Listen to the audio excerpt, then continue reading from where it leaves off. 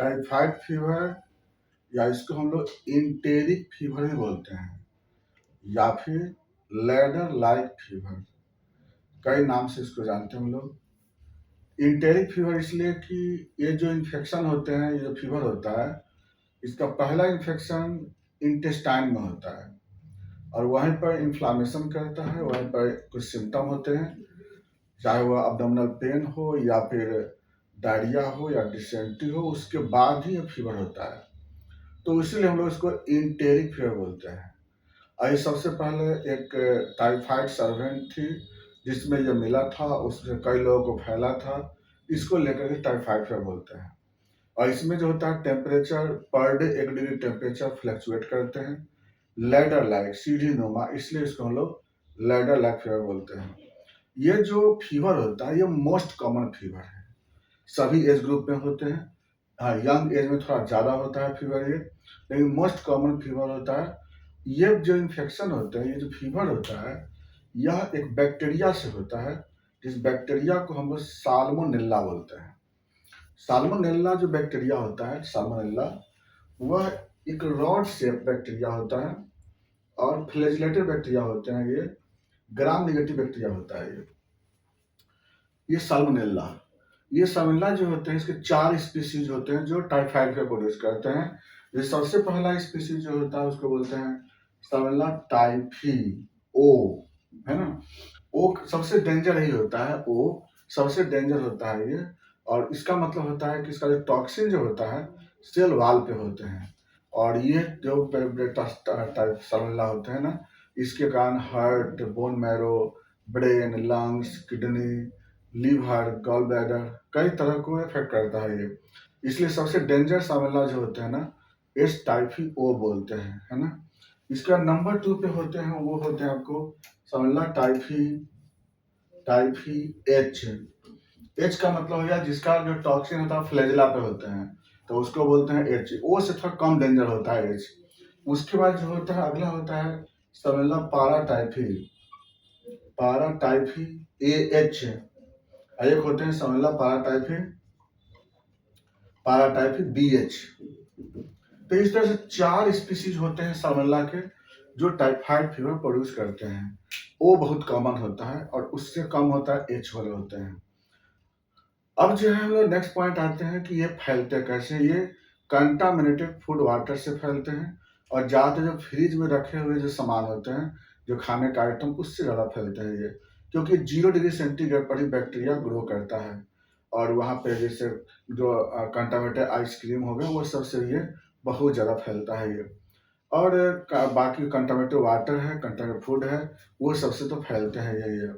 Risk factor जिसका immunity कमजोर होता है या जो वैक्सीन नहीं लेते हैं, उसको ये बहुत ज़्यादा डेवलप होता है ये टाइफाइड फीवर। किसी भी तरह का इम्यूनिटी कमजोर हो तो ये अटैक करता है बैक्टीरिया ये। अब ये बैक्टीरिया करता है कि हमारे बॉडी में बैक्टीरिया सबसे पहले इंटेस्टाइन में रहता है, इंटेस्टाइन को मल्टीप्लाई करके इन्वेट करके लिम्फेटिक सिस्टम में आते हैं, वहाँ पर वो क्या करते हैं, वहाँ पे रिएक्शन प्रोड्यूस करते हैं, फिर फीवर प्रोड्यूस होता है, गॉल ब्लैडर में फिर वहाँ पे सिस्टाइटिस प्रोड्यूस करता है, फिर उसके बाद ये इंटेस्टाइन वहाँ पे अल्सर प्रोड्यूस करते हैं।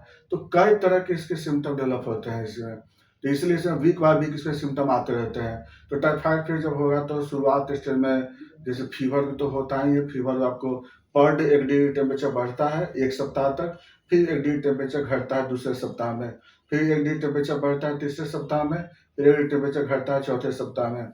यानी कि ये वीक बाय जो है ना, पर डे 1 डिग्री टेम्परेचर बढ़ते रहता है 7 दिन तक, फिर घटते जाते हैं 1 डिग्री टेम्परेचर। दूसरी तरफ इसमें हेडेक होते हैं, वीकनेस काफ़ी होता है, हेयर फॉल होते हैं इसमें, अब्डोमिनल पेन होते हैं, कभी डायरिया होते हैं, कभी कॉन्स्टिपेशन होते हैं, यूरिन में बर्निंग सेंसेशन होता है, यूरिन का कलर चेंज कर जाएगा। इसके बाद चेस्ट पेन भी होने लगते हैं इसमें, उसका एनीमिया, इसमें हीमोग्लोबिन घट जाता है इसमें। तो इसमें कई तरह के टाइफाइड फीवर सिम्टम मिलते हैं आपको।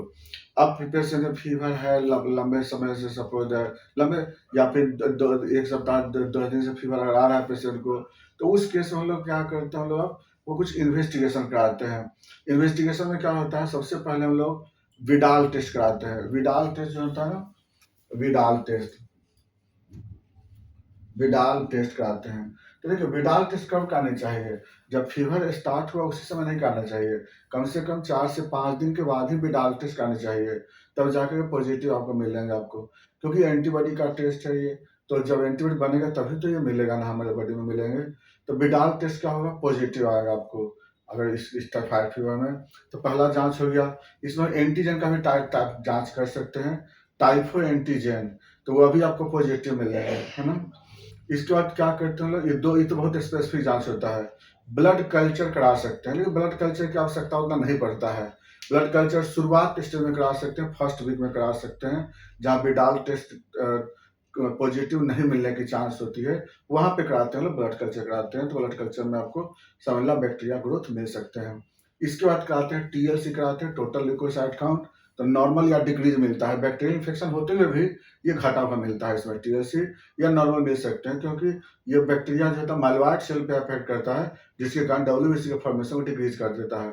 डीएलसी कराएंगे तो उसमें लिम्फोसाइटोसिस बढ़े हुए मिल सकते हैं, वही क्यों माइलॉइड सेल पे अफेक्ट करता है उसमें। प्लेटलेट काउंट करेंगे, डिक्रीज मिलेगा आपको। हीमोग्लोबिन परसेंटेज कराएंगे, वो भी घटा हुआ मिलेगा। तो ये बहुत इतना जांच से पता लग जाता है, और जरूरत पड़े तो यूरिन कल्चर भी करा सकते हैं, यूरिन कल्चर में सेंसिटिविटी करा सकते हैं। इतना जांच के बाद हम लोग आते हैं ट्रीटमेंट पे आते हैं।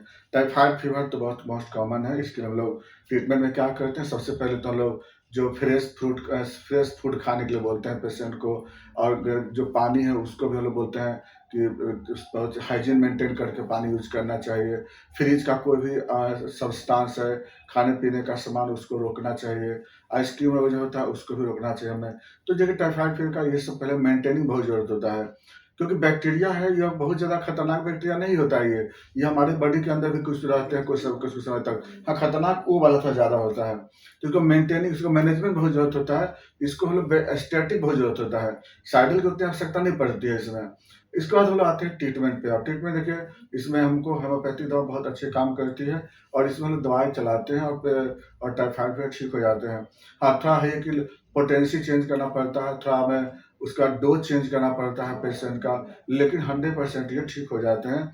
हाँ, थोड़ा टाइट्रेशन अगर बहुत ज़्यादा रहता है, बाय द वे 1 to 320 से ऊपर विडाल टेस्ट का टाइट्रेशन रहते हैं, तो टाइट्रेशन इसमें देखिए ना, तो विडाल टेस्ट का टाइट्रेशन देखते हैं, तो 1:2 आपको क्या मिलेगा, 20 मिलते हैं जो निगेटिव होता है।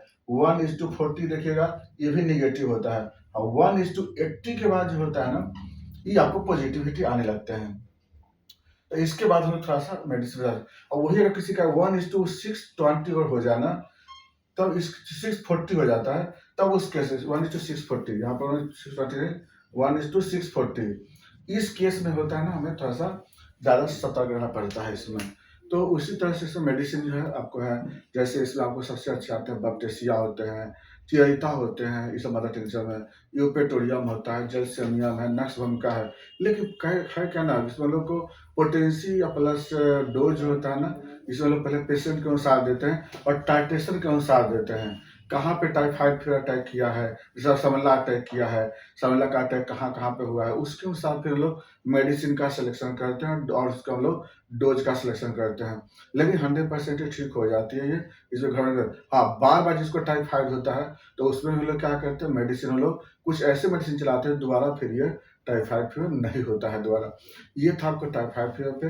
अगर इसमें किसी तरह क्वेरी होगा तो आप हमें संपर्क कर सकते हैं 9431439696 पे। आप आराम से बात कर सकते हैं, और बाकी बात चलें फिर नेक्स्ट वीडियो में। थैंक्स।